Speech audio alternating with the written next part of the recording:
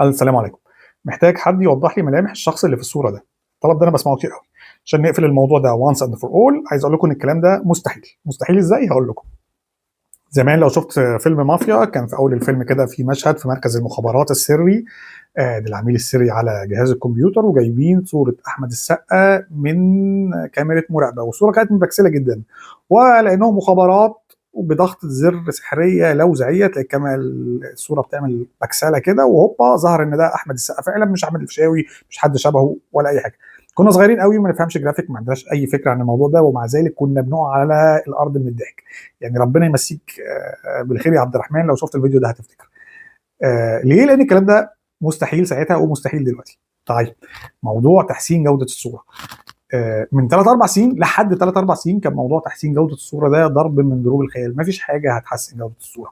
الصورة المبكسلة هتفضل مبكسلة، الصورة المهزوزة هتفضل مهزوزة، الوحشة هتفضل وحشة. وكان الحل الوحيد اللي بنلجأ له لتحسين بقى جودة الصورة خصوصًا لو في منتج متصور أو حاجة، إن إحنا بنرجع نرسم الكلام ده من أول وجديد digital painting اللي هو إيه، تحسن جودة الصورة لدرجة إن هي تبان كأنها حقيقية، أنت بترسمه ومع ذلك بيطلع لك صورة شبه الحقيقية. كان الموضوع مرهق جدًا وكان صعب جدًا وما كانش يعني كل الناس بتقدر تعمله وما كانش نقدر نعمله على كل المنتجات، بس ده كان الحل الوحيد. دلوقتي والنهارده بقى ومع ثورة الAI اللي إحنا شايفينها دي، الموضوع بقى في منتهى السهولة. أنا شخصيًا مش قادر أتخيل حياتي كانت عاملة إزاي قبل برنامج زي برنامج Upscale. وده مش تريقة، أنا مش فاكر أنا كنت باعمل الكلام ده إزاي أو إيه الحل اللي كنت باعمله في الكلام ده. النهارده أنا باستخدمه يوميًا، ما أقدرش أستغنى عنه. الصورة الكويسة ما بتكفينيش، أنا عايزها كويسة جدًا أو كويسة أكتر. طب ده كلام جميل، إيه اللي يمنع إن أنا أقدر أحسّن جودة الصورة؟ إن أنا بالتبعية أحسّن جودة الملامح أو أظهر الملامح. هاقول لك ليه، أنت لو عارف برامج الAI دي بتشتغل إزاي، هتفهم اللي إحنا بنتكلم فيه، اللي هو أصلًا أنت لمّا أحيانًا بتطلب تحسين جودة صورة أو or whatever يعني من ChatGPT أو Gemini أو غيره، هو بيقول لك أنا باشتغل إزاي، هو بيقول لك إن أنا باعيد بناء الصورة دي من أول وجديد. بيعيده بناءً على إيه؟ هو مش بيفتح الودع، مش بيضرب المندل، هو بيعيده بناءً على جودة على المعطيات اللي في الصورة اللي أنت مقدمها، هو بيحاول يقلدها من أول وجديد.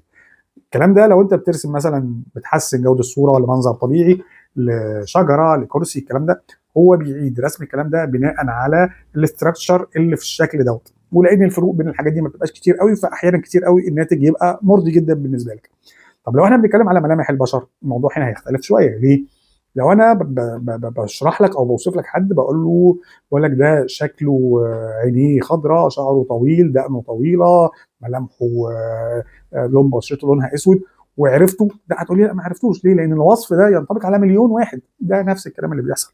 أنت لمّا بتقدّم الصورة اللي الملامح فيها مش مفهومة، الAI بيفترض تمام، هو هيطلّع لك واحد شعره بالشكل الفلاني، بشرته لونها كذا، إنما هو بيفترض اللي ناقص في الملامح، اللي مش واضح، اللي أنت مش قادر تشوفه، هو مش قادر يشوفه فبيفترض، فبيروح مألّف لك، فتلاقي النتيجة في الآخر إن هو مطلّع لك واحد شبه الصورة الحقيقية، إنما مش هو.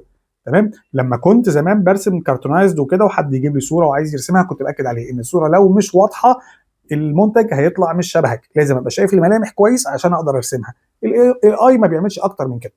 تمام، فده مشكلته بتبان بقى مع لو في اجراءات جنائيه او حاجه، ان انت بتلاقي ايه، حد يجيب لك كاميرا صوره مش واضحه وتروح انت تبلغ عن واحد مختلف تماما. انا وانا بصور دلوقتي الفيديو دوت على كاميرا السيلفي، الموبايل بيسالني انت حابب احسن لك الصوره اخليها سموز شويه، انا برفض لان في الاخر التحسين ده بيطلع واحد مختلف تماما عني، وده اللي بيحصل في اي.